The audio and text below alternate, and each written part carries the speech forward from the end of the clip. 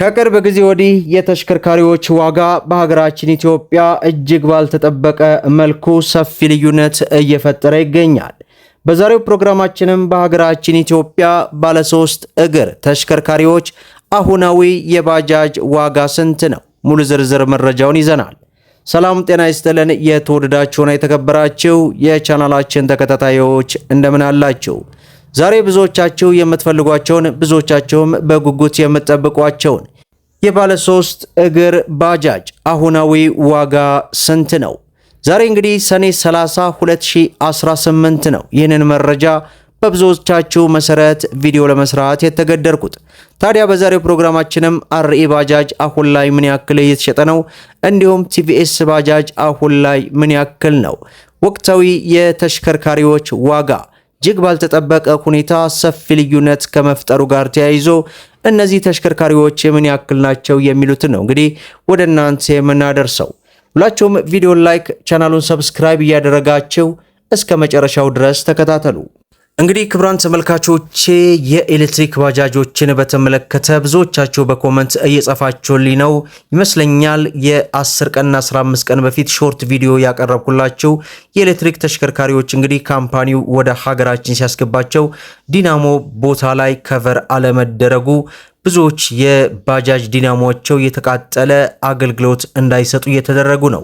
ከዚህ ጋር ተያይዞ እኛም እንግዲህ ጥያቄዎችን አንስተን ምላሽ እየጠበቅን ነው። እስከዚያው ግን እናንተ ከፍተኛ ጥንቃቄ አድርጉ። በተለይ የኤሌክትሪክ ባጃጅ ያላቸው ከታች ዲናሞው ለዝናብና ለውሃ እጅግ በጣም የመዳረስ አቅም ስላለው ጥንቃቄ አድርጉ፣ ውሃ እንዳይረጭበት። እንዲሁም ደግሞ በራሳችሁ ሞዲፊክ የሆነ ከቨር ብትሰሩለት መልካም ነው ለማለት ያክል ወዳለሁ። ዛሬ እንግዲህ የብዙዎቻችሁ ጥያቄ የሆነችውን አርኢ ባጃጅን በማስቀደም ወደ እናንተ ሙሉ ዝርዝር መረጃውን እናድረስ። እንግዲህ ከወሎና አካባቢው ነው መረጃው የደረሰኝ። ደሴ፣ ኮምቦልሻ፣ ኬሚሴ እንዲሁም ደግሞ ወልዲያ፣ እነዚህ አካባቢዎች አሁን ላይ እነዚህ ተሽከርካሪዎች አርኢ ባጃጅ እጅግ ባልተጠበቀ ሁኔታ ዋጋቸው ጨምሯል። ይህም እንግዲህ አሁን ላይ ከቦታ ቦታ ልዩነት ቢኖራቸውም እስከ 900 ሺህ ብር አካባቢ እየተጠሩ ይገኛሉ። አንዳንድ ቦታ 840 አለ፣ አንዳንድ ቦታ 860 አለ። ዞሮ ዞሮ አቬሬጁ ከፍ ያለውን ነው እስከ 900 ሺህ ብር አካባቢ እየተሸጡ ይገኛሉ። ይህ ማለት እንግዲህ ባጃጁን ብቻ የምትገዙበት ነው። የሸራ የዲኮር እንዲሁም የሶስተኛ ወገን የታርጋ እነዚህ ሳይጨመሩ ማለት ነው። እነዚህ ከተጨመሩ ወደ 1,100,000 ሺህ ብር በላይ ያልፋል። ለዚያ ነው ብዙ ጊዜ ባጃጅን የምትገዙ ሰዎች ጤነኛ አትመስሉኝም የምለው። ምክንያቱም አሁን ላይ ባጃጅ የሚገዛ ሰው ከትርፉ ኪሳራው ስለሚያመዝን ማለት ነው። ይህንን መረጃ የምሰጣችሁ ያው ግዴታ ስለጠየቃችሁ ምን ያክል የተሸጠ ነው የሚለውን ለማድረስ እንጂ አሁን ላይ የትኛውንም ተሽከርካሪ ግዙ የሚለውን ምክር አልሰጥም። ሌላው እንግዲህ ቲቪኤስ ባጃጅ ነው። ይህ ባጃጅ ብዙዎቻችሁም የምትወዱት ባጃጅ ነው። በተለይ ይህ ባጃጅ ለገጠራማ አካባቢ አሁን ላይ በብዛት እየተጠቀሙበት ይገኛሉ። በፊት ላይ እንኳን በከተማ ነበረ በብዛት የሚታወቀው። ይህም እንግዲህ አሁን ላይ ከቦታ ቦታ ልዩነት ቢኖራቸውም ከ875 ሺህ ብር ጀምሮ ኮምቦልሻ፣ ደሴ እንዲሁም ኬሚሴና ወልዲያ አልፎ አልፎ እየተሸጠ እንደሚገኝ ከወሎና አካባቢው የደረሰን መረጃ ያመላክታል ማለት ነው። ይህም እንግዲህ እንደገለጽኩላችሁ የታርጋ ምንም ነገር ሳይጨምር ባጃጁን ግስታ ብቻ የምትገዙበት ዋጋ ነው። ስለዚህ የባጃጅ መግዛት ያሰባችሁና የምትገዙ ይህንን ቪዲዮ የምትመለከቱ አሁን ላይ ልታሰቡባቸው የሚገቡ እጅግ በርካታ ነገሮች አሉ። ከዚህ ውስጥ አንዱ ባጃጅ አሁን ላይ ብንገዛ ምን ያክል ትርፋማ ያደርገናል የሚለውን ጉዳይ ከግምት ውስጥ ማስገባት ይኖርባቸዋል። እንግዲህ አስቡት፣ አንድ ባጃጅ ከ1,100,000 ብር በላይ አለፈ ማለት ገንዘባችን ምን ያክል መውደቁን በግልጽ የሚታይበት ነው። ይህ ማለት እንግዲህ አሮጌ ተሽከርካሪ እንኳን በጣም የወረዱ 3L 2L የሚባሉት እንኳን ሚኒባሶች እስከ 1.6 እና 1.3 ድረስ ይገኛሉ በአሁን ሰዓት ማለት ነው። እነሱን መግዛት ይሻላል ከዚህኛው ቲቪኤስ ወይንም አርኢ በዚህ ዋጋ ገዝታቸው ከመንገል ማለት ነው።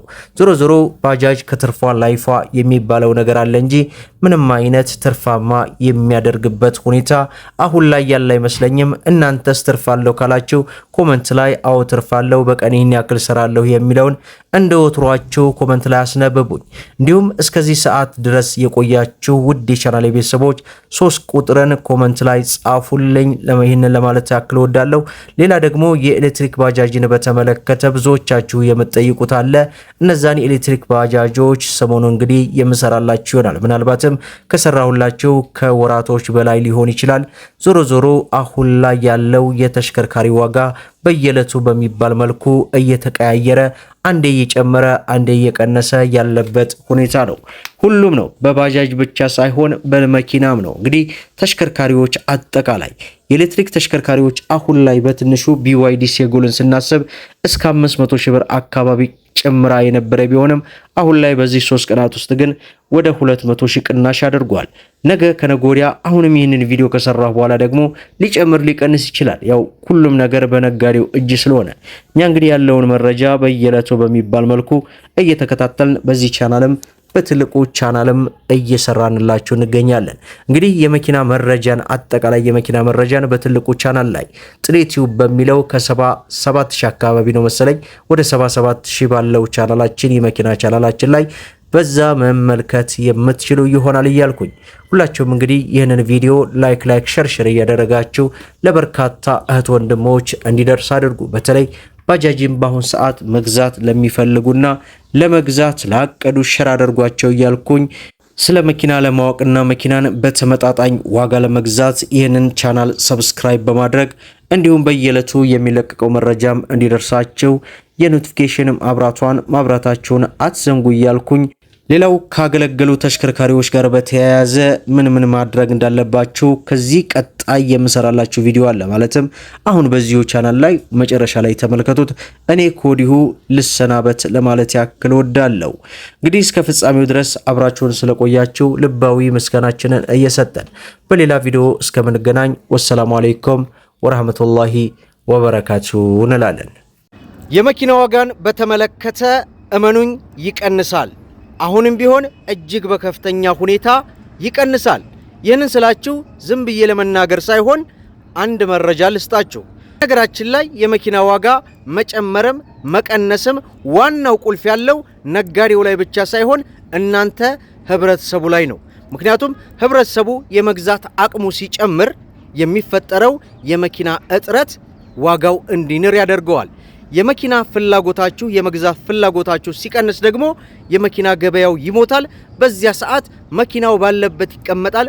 በዚህ ምክንያት ደግሞ ዋጋው ይቀንሳል ማለት ነው። ብራችን ከመቀነሱ ጋር ተያይዞ ነው የመኪና ዋጋ በዚህ ልክ እንዲጨምር የተደረገው እንጂ በየትኛውም ዓለም ላይ የመኪና ዋጋ አልጨመረም። ቻይናም አሜሪካም ሌሎች ሀገራትም የመኪና ዋጋ እንኳን ሊጨምር ይቅና እንዳውም ቀንሷል።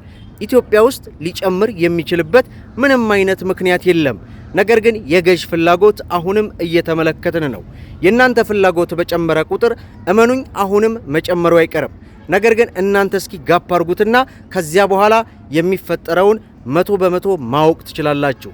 እናንተስ ምን ይሰማችኋል? ሐሳብ አስተያየታችሁን ኮሜንት ላይ አስቀምጡልኝ።